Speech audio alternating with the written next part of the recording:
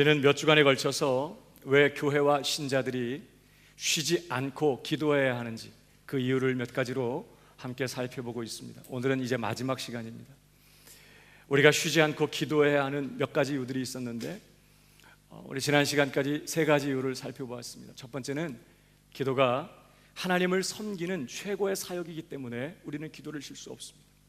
줄기차게 무릎을 꿇어야 하는 이유는 우리의 뜻을 이루기 위함이 아니라 하나님 그분의 이름이 거룩히 여김을 받게 되고 하나님의 나라가 임하고 하나님의 뜻이 줄기차게 이 땅 가운데 이루어지게 되기 위하여 우리는 무릎을 꿇어야 하는 것이죠. 두 번째로 우리가 쉬지 말고 기도해야 하는 또 하나의 이유는 기도는 우리가 하나님의 능력을 덧입는 유일한 길이기 때문에 그렇습니다. 연약한 우리들이 넉넉히 시험을 이기고 죄를 이기고 세상을 이기면서 고난과 시련을 돌파하면서 사명을 감당할 수 있으려면 위로부터 부어주시는 하나님의 능력을 덧입어야 돼요. 오직 기도가 우리를 강하게 하고 넉넉히 승리하게 만드는 하나님의 능력을 덧입게 하는 그런 방편이 된다는 사실을 우리가 살펴보면서 우리가 쉬지 않고 기도해야 될 이유를 생각해 보았습니다. 세 번째는 기도는 우리의 모든 필요를 채우시는 하나님의 방편이기 때문에 우리는 기도를 쉴 수 없다고 했습니다. 모든 우리의 필요와 쓸 것들이 위로부터 오는데 기도를 통하여 우리 가운데 채워지고 또 공급된다는 사실을 우리가 살펴보았습니다. 자, 오늘은 마지막으로 왜 우리가 쉬지 않고 기도해야 하는가? 네 번째 이유입니다. 기도는 우리가 영적 싸움에서 승리하는 유일한 방편이기 때문에 우리는 쉬지 않고 기도해야 합니다. 한번 따라하겠습니다. 기도는 우리가 영적 싸움에서 승리하는 유일한 방편이다. 여러분 어떠세요? 신앙생활이 쉬워요? 어려워요? 어떤 분들은 교회가 가까워서 신앙생활이 쉽다고 생각하는 분이 있을 것 같아요. 어떤 분들은 교회 예배가 길어가지고 설교가 너무 어려워서 신앙생활이 너무 어렵다고 생각하는 분들도 있을 것입니다. 그런 거 말고 정말 제대로 믿음 생활하려고 할 때에 신앙생활은 쉽지가 않아요. 이미 예수님께서 말씀하셨습니다. 누구든지 예수님을 따르려고 한다면 철저하게 자기를 포기해야 돼요. 자기를 부인하고 십자가를 져야 한다고 말씀했어요. 십자가를 지고 자기를 부인하고 주님을 따르는 대가로 얻게 되는 것은 핍박과 겸하여 받는 고난이라고 말씀했습니다. 그래서 예수님을 믿는 신자의 삶을 좁은 문으로 들어가고 좁은 길을 걷는 것으로 주님은 말씀하시면서 찾는 이가 많다 적다, 적다고 말씀했어요. 신앙생활이 쉽지 않아요. 특별히 바울도 디모데후서 3장 12절에 이렇게 말씀합니다. 우리 같이 읽어볼까요? 시작. 예수 안에서 경건하게 살고자 하는 자는 핍박을 받으리라. 우리가 정말로 참된 믿음을 가지고 제대로 된 신앙생활을 하려고 한다면 많은 방해와 어려움을 경험하게 될 것이라고 말씀했습니다. 여러분, 이렇게 신앙생활이 어려운 이유가 뭘까요? 여러 가지 이유들을 꼽을 수 있겠죠. 어떤 분들은 믿지 않는 가족의 반대나 핍박 때문에 신앙생활이 어려운 분들이 있을 것입니다. 어떤 분들은 여전히 내 안에 남아있는 죄된 본성 때문에 신앙생활이 어려운 분들이 계실 거예요. 자꾸만 내 안에 욕심 때문에 죄의 유혹을 받게 되고 죄를 짓고 넘어지게 되는 것이에요. 그래서 신앙생활이 어려운 분들도 있을 것입니다. 어떤 분들은 끊임없이 밀려오는 세상의 유혹이나 시험 때문에 믿지 않는 친구들과 믿지 않는 사람들과 함께 직장생활 하면서 당하는 여러 가지 유혹과 시험 때문에 신앙생활이 어려운 분들이 있을 것이에요. 여러분, 그런데 신앙생활이 어려운 더 근본적인 원인이 있습니다. 왜 신앙생활이 어려운가? 우리의 신앙생활을 방해하는 눈에 보이지 않는 원수의 세력이 존재하고 있기 때문에 신앙생활이 어렵다는 것을 성경은 우리에게 말씀합니다. 여러분, 베드로전서 5장 8절을 보십시다. 뭐라고 말씀합니까? 근신하라 깨어라, 너희 대적 마귀가 우는 사자같이 두루다니며 삼킬 자를 찾나니 너희는 믿음을 굳게 하여 저를 대적하라. 이는 세상에 있는 너희 형제들도 동일한 고난을 당하는 줄을 너희가 알매니라. 여러분, 마귀는 이론이 아닙니다. 마귀는 추상적인 개념이 아니에요. 우리의 대적 원수 마귀가 휘하에 사악하고 더러운 그런 악한 영들을 이끌고 끊임없이 믿는 자들을 대적하며 공격하고 있다는 것이에요. 절대로 잠들지 말고 깨어 있어야 한다는 것입니다. 왜냐하면 절대 자지 않고 깨어서 우리를 집어삼키기 위하여 맹공격을 퍼붓는 원수의 세력이 실존하고 있기 때문에 그렇다는 거예요. 우리는 자지만, 때로 우리는 쉬지만 원수는 쉬지 않아요. 자지 않습니다. 먹지도 않습니다. 끊임없이 틈을 엿보면서 모든 수단과 방법을 가리지 않고 우리를 공격하는, 우리를 향하여 이를 갈고 죽이고 싶도록 미워하면서 우리를 대적하는 원수의 세력이 지금 실존하고 있다고 성경은 경고하는 것이에요. 젊은 시절에 베드로는 주님께서 잡히시던 밤에 주님께서 기도하러 가시면서 베드로에게 말씀하셨어요. 시험에 들지 않게 깨어있어 기도하라. 그러나 베드로는 그 말씀을 소홀히 여겼습니다. 자신은 절대로 주님을 배반하지 않을 거라고 장담했어요. 다른 제자들은 다 주님을 떠나도 예수님을 죽는 자리까지 따라가기로 결심한 자신은 절대 흔들리지 않을 거라고 장담했습니다. 그렇게 주님의 경고의 말씀을 소홀히 여기고 정신을 놓고 있다가 그는 마귀에게 삼키워서 크게 넘어지고 말았습니다. 예수님 체포되실 때에 혈기로 품고 있던 칼을 뽑아가지고 휘둘렀어요. 다행히 귀가 떨어졌으니 망정이지 목이 잘라졌으면 어떡할 뻔했어요. 물론 주님이 목도 붙여주셨을까요? 어쨌든 혈기로, 이성을 잃고 혈기를 부리는 것은 이건 마귀에게 내가 삼켜있는 증거예요.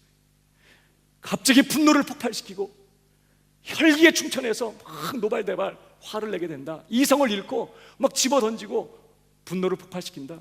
마귀에게 집어삼킨 것입니다. 순간적으로 칼을 휘둘러서 사람의 귀를 자르더니 결국은 예수님이 신문을 받는 자리에서 예수님을 3번이나 부인하게 됩니다. 심지어 저주하고 맹세까지 했어요. 이제 노 사도인 베드로는 젊은 시절에 자신의 실패를 회고하면서 신자들에게 정말 절절한 심정으로 오늘 권면하는 말씀이에요. 절대로 영적으로 잠들어서는 안 된다는 거예요.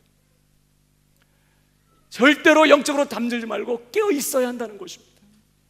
그리고 믿음에 굳게 서서 원수 마귀를 대적해야 한다고 그렇게 권고하고 있는 것이죠.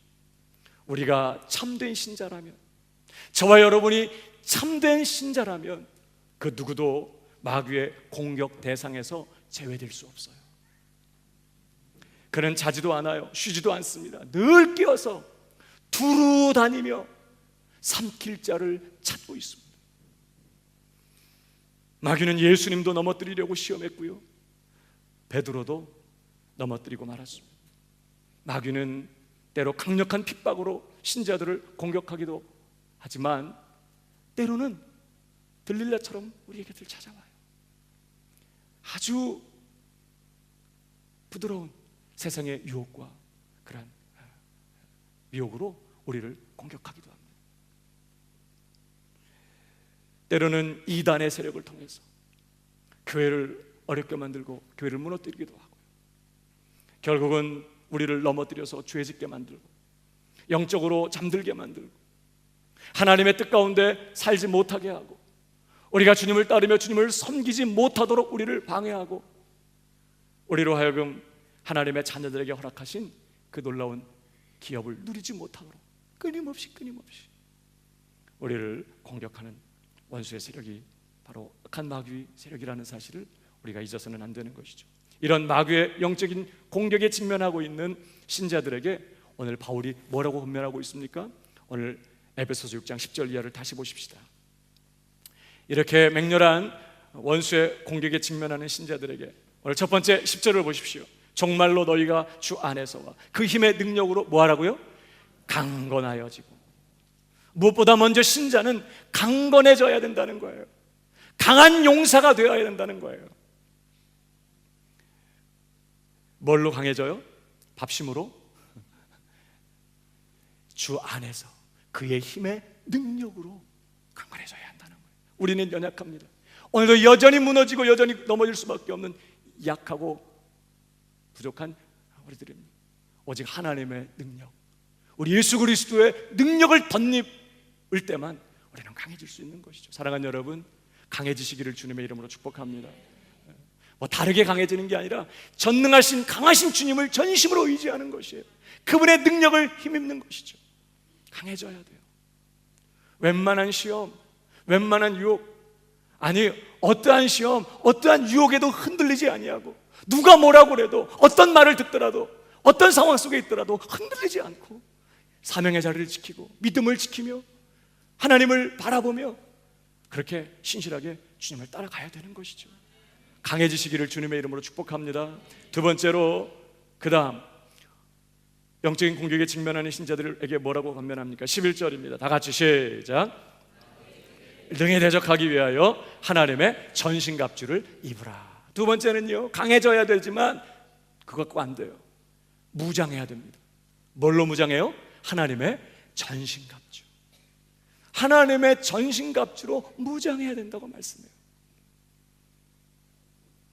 왜 그렇습니까? 왜 신자는 잘 무장된 용사가 되어야 할까요? 그 다음 절 계속 말씀합니다. 12절, 우리의 씨름은, 싸움을 말해요. 혈과 육에 대한 것이 아니요 정사와 권세와 이 어둠의 세상 주관자들과 하늘에 있는 악의 영들에게 대함이기 때문에, 그러므로 하나님의 전신갑주를 취하라. 이는 악한 날에 너희가 능히 대적하고 모든 일을 행한 후에 서기 위함이라. 우리의 씨름이 사람과의 싸움이 아니기 때문에, 눈에 보이는 어떤 물리적인 그런 것들과의 싸움이 아니기 때문에, 우리를 오늘도 집어삼키려고 하는 정사와 권세와 이 어둠의 세상 주관자들과 악에 있는, 하늘에 있는 악의 영들에게 대한 영적 싸움이기 때문에 신자는 하나님의 전신갑주로 잘 무장되어야 한다는 것입니다. 잘 무장되시기를 주님의 이름으로 축복합니다. 우리가 무장해야 될 전신갑주가 뭐라고 설명합니까? 계속 14절을 보십시다. 그런즉 서서 진리로 너희 허리띠를 띠고, 진리의 허리띠. 두 번째는 의의 흉배를 붙이고, 세 번째는 평안의 복음에 예비한 것으로 신을 신고, 평안의 신발을 신어야 돼요. 복음이 우리에게 주는 평안의 신발을 신어야 된다는 거예요. 네 번째, 16절, 모든 것 위에 믿음의 방패를 가지고, 이로써 능히 약한 자의 모든 화전을 소멸하고, 다섯 번째, 구원의 투구와, 여섯 번째, 성령의 검, 곧 하나님의 말씀을 가지라. 이게 우리가 무장해야 될 하나님의 전신갑주.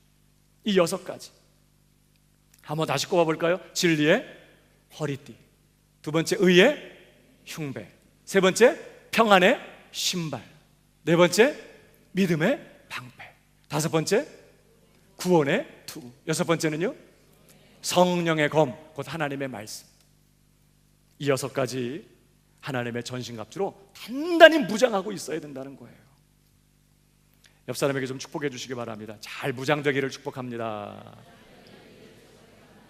첫 번째는 강한 용사가 되어야 하고, 두 번째는 뭐예요? 잘 무장된 용사가 되어야 한다는 거예요. 그러나 이것이 전부가 아닙니다. 하나님의 전신갑주로 무장하는 것이 곧 영적 싸움을 싸우는 건 아니에요. 무장은 이제 본격적으로 싸우기 위하여 갖추는 장비일 뿐인 것이에요. 이제 본격적으로 우리가 마귀의 괴계를 능히 대적하기 위하여 하나님의 전신갑주로 무장했다면, 이제 본격적으로 어떻게 해야 돼요? 대적하며 싸워야 하는 것이죠. 무장만 잘하고 가만히 있으면 안 되는 거예요. 이제 무장했다면 싸워야 되는 것이에요. 대적해야 되는 것이에요. 근데 어떻게 대적하며 싸웁니까? 그게 뭐예요? 18절이에요. 모든 기도와 간구로 하되. 하나님의 전신갑주로 잘 무장했다면 이제 본격적으로 마귀를 대적하고 싸워야 하는데, 어떻게 싸우느냐? 모든 기도와 간구로 마귀를 대적하며 영적 싸움을 싸우라는 것이에요. 여러분, 아무리 전신갑주를 입고 무장을 했어도 가만히 서 있으면 어떻게 되겠어요? 전신갑주는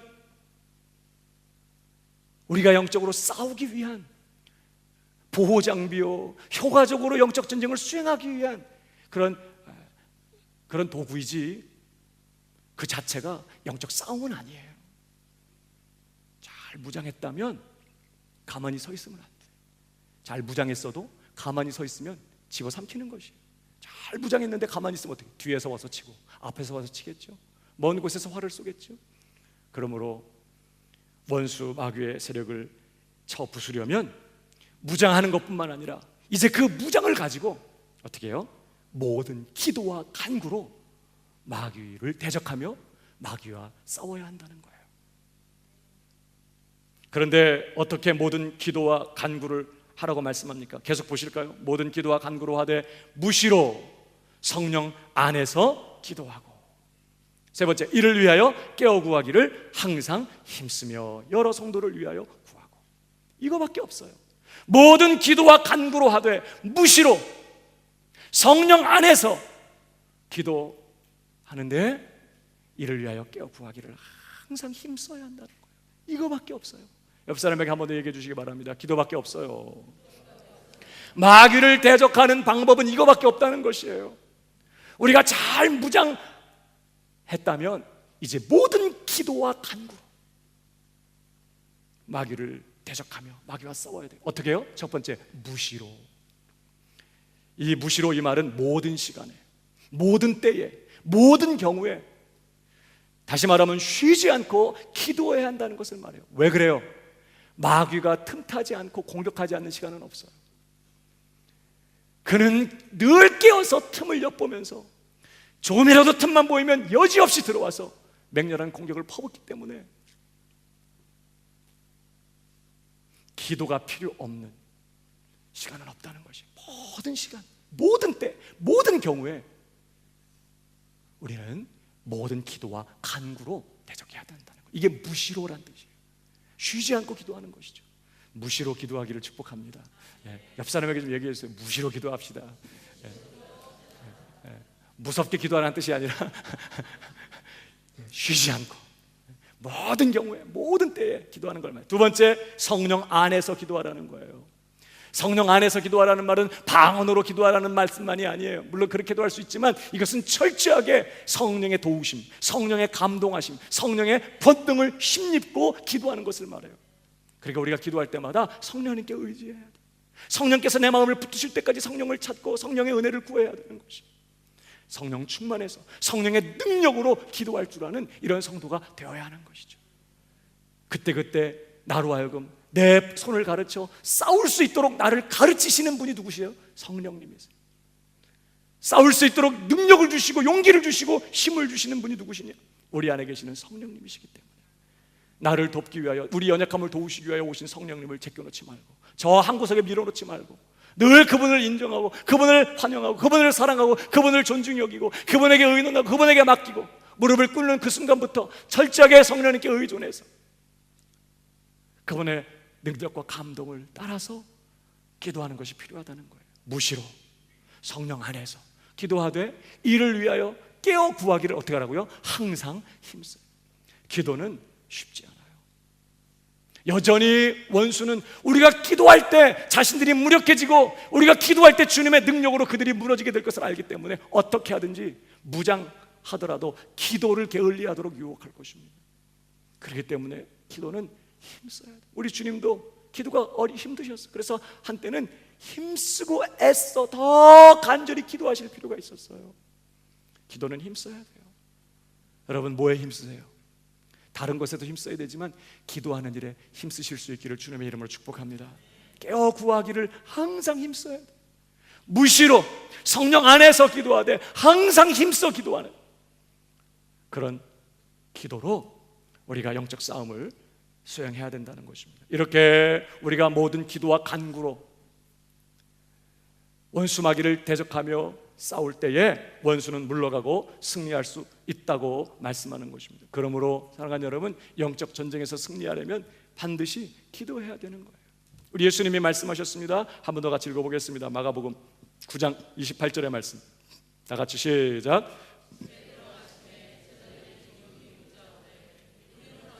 능히 그 귀신을 쫓아내지 못하였나이까. 이르시되 기도 외에 다른 것으로는 이런 유가 나갈 수 없는. 예수님, 왜 어찌하여 우리는 능히 그 귀신을 쫓아내지 못한 겁니까? 지난번에는 했는데 왜 이번에 이 귀신을 우리가 못 쫓아낸 거죠? 주님 말씀하셨어요. 기도 외에 다른 것으로는 이런 육아, 이런 것들이 나가지 않느니라, 나갈 수 없느니라. 기도밖에 없다는 것이에요.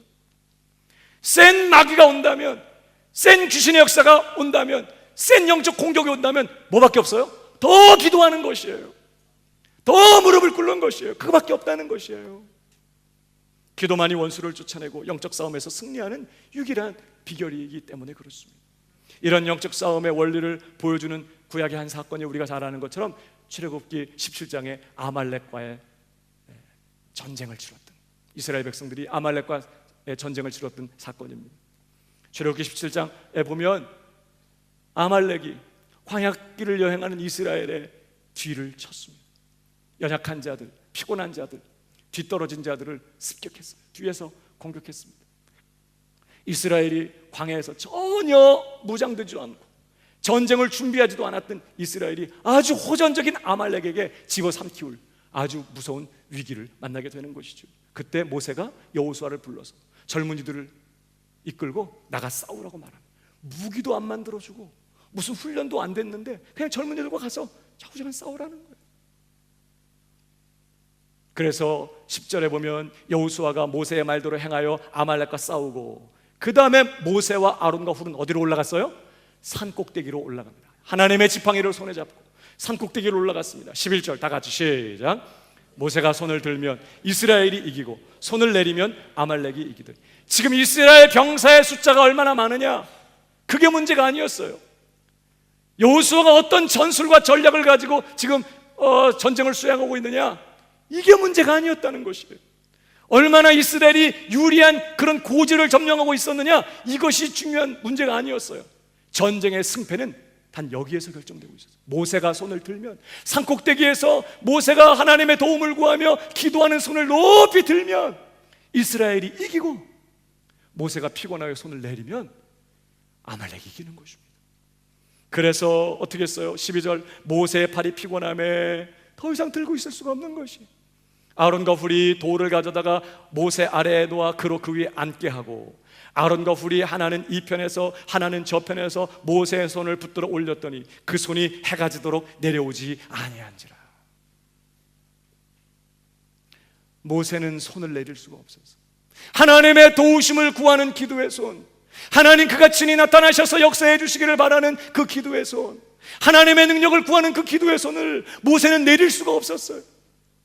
그는 해가 질 때까지, 모든 원수들이 다 물러가게 될 때까지, 완전한 승리를 거두게 될 때까지 그 손을 내릴 수가 없었습니다. 그가 버티지 못하니까 아론과 훌이 손을 붙잡아서 그 손이 해가 지도록, 모든 원수의 세력들이 물러가기까지 그 손을 들도록 그렇게 했던 것이죠. 여러분, 영적 전쟁에서 승리하는 비결이 무엇인지를 우리에게 분명히 보여주는 것입니다. 여러분, 우리의 힘으로는 절대 원수 마귀의 세력을 이길 수 없어요. 더럽고 사악한 귀신의 역사들을 우리의 지혜와 우리의 경험과 우리의 방법과 우리의 능력으로는 이겨낼 수 없어요. 오직 하나님이 오셔서 그 전쟁에 개입하시고, 하나님 그가 그분의 군대를 이끌고 우리 가운데 오셔서 그가 친히 우리를 위하여 앞서 행하시며 우리를 위하여 전쟁을 치르시고 그분이 싸우셔야 이 전쟁에서 우리는 승리할 수 있게 되는 것이에요. 그 비결이 뭐라고요? 하나님 앞에 손을 드는 것이. 하나님, 불가능합니다. 우리는 연약합니다. 하나님, 우리를 버리지 마시고 역사하여 주옵소서. 이 전쟁에 하나님이 개입하시옵소서. 이 전쟁에 하나님이 친히 앞서 나가시며 원수들을 멸하시고 모든 저주와 결박을 끊어내시며 사단마귀 권세를 쳐부수시고 하나님 당신이 당신의 위대한 승리를 거두시옵소서. 손을 들고 하나님을 인정하며 하나님의 도움을 구하며 기도할 때에 손을 들면 하나님이 역사하시고, 기도의 손을 들면 원수는 물러가게 되고, 기도의 손을 들면 영적 회복과 부흥의 역사는 임하게 되는 줄로 믿습니다. 그러나 우리가 힘들다고 피곤하다고 이 정도 기도했으면 됐지 뭐 그리고 다시 손을 내리면 영적 패배를 숙명처럼 떠안게 된다는 것을 늘 기억해야 되는 것이. 어제 열심히 기도했고 어제 위대한 승리를 거두었어도 오늘 기도하지 않으면 또 무너질 수밖에 없는 것이 이 영적 싸움인 것을 기억하고, 쉬지 않고 손을 들고 하나님 앞에 무릎으로 나아가는 그런 기도의 용사들이 다 되시기를 주님의 이름으로 축복합니다. 우리는 강해져야 되는 것이에요. 하나님의 전신갑주로 무장해야 됩니다. 그러나 그것만 갖고 되는 게 아니에요. 무장했다면 모든 기도와 간구로 마귀를 대적하되 어떻게 해요? 무시로 성령 안에서 기도하되 힘써서 이 기도의 싸움을 감당하는 그런 기도의 사람들이 될 때에 우리는 날마다 영적 전쟁에서 승리할 수 있다는 사실을 우리에게 보여주는 것이죠. 사랑하는 여러분, 저와 여러분 쉬지 않고 기도의 손을 드는 기도 용사가 되기를 주님의 이름으로 축복합니다. 옆 사람에게 좀 축복해 주세요. 싸움에 능한 용사가 되십시오. 그렇다고 부인하고 싸우지 말고, 싸움에 능하라고 하니까 목장 식구들하고 싸우지 말고, 교회 식구들하고 싸우지 말고, 제발 우리의 싸움은 혈과 육에 대한 것이 아니에요. 누가 나 공격하면 가만히 있어. 반응하지 마. 가만히 있어. 왜? 우린 주님 안에서 이미 죽었거든요. 시체가 뭐 반응해? 시체가 무덤에 가갖고 야 이 뭐 그러면서 막 쌍시옷 막 하면서 욕을 하면 시체들이 막 기분 나빠갖고 일어나요? 반응해요? 억울하다고 원통하다고 무덤 물려고 부활합니까? 시체들은 죽어 있어요. 말이 없어요. 십자가를 진 사람 혈과 육에 대해서 반응하지 않아요. 그러나 우리는 영적 싸움에 능한 용사들이 되어야 하는 것이에요. 기도에 능한 전사들이 되어야 하는 것이죠. 저는 저와 여러분의 이름이 원수의 세력에게 악명 높은 이름이 되기를 바라요. 막 여러분의 이름 광명교회 아무개 집사, 아무개 성도 이름만 들으면 원수들이 막 긴장하고 두려워하고, 광명교회 이름이 어둠의 나라에 악명 높은 이름이 되어서 광명교회가 연합예배 한다 그러면 막 거의 짐 싸가지고 가고, 대장 그러면서 또 쫄개가 대장 귀신한테 또 가서 보고하겠죠. 광명교회가 오늘 연합예배로 모인답니다. 그럴 때 내비둬. 그러다 말겠지 뭐. 이렇게 한다면 얼마나 비참해요. 우리가 모인다고 할 때마다 어둠의 권세들이 두려워하고, 어떻게 해서든지 방해해라, 어떻게 해서든지 기도 못하게 해, 어떻게 해서든지 예배 못 드리게 해, 어떻게 해서든지 모이지 못하도록 방해, 모이면 끝장이야, 저들이 모여서 기도하면 우리는 끝이야 하면서 막 그냥 공격하고 막 맹렬하게 막 달라들어서 막 공격하는, 그렇게 막 마귀들이 두려워하고 무서워하고 막 그런 공동체가 이게 건강한 교회인 줄로 믿습니다. 사랑하는 여러분, 기도에 능한, 싸움에 능한 전사가 되십시오. 모든 기도와 간구로 하되 무시로 쉬지 않고 성령 안에서 기도하는, 그리고 그 일을 항상 힘쓰는 기도의 용사들이 다 되셔서 날마다 영적 전쟁에서 넉넉히 승리하고 하나님의 교회를 세우고 하나님의 꿈과 비전을 성취해가는 그런 기도 용사들이 다 되기를 주님의 이름으로 축복합니다.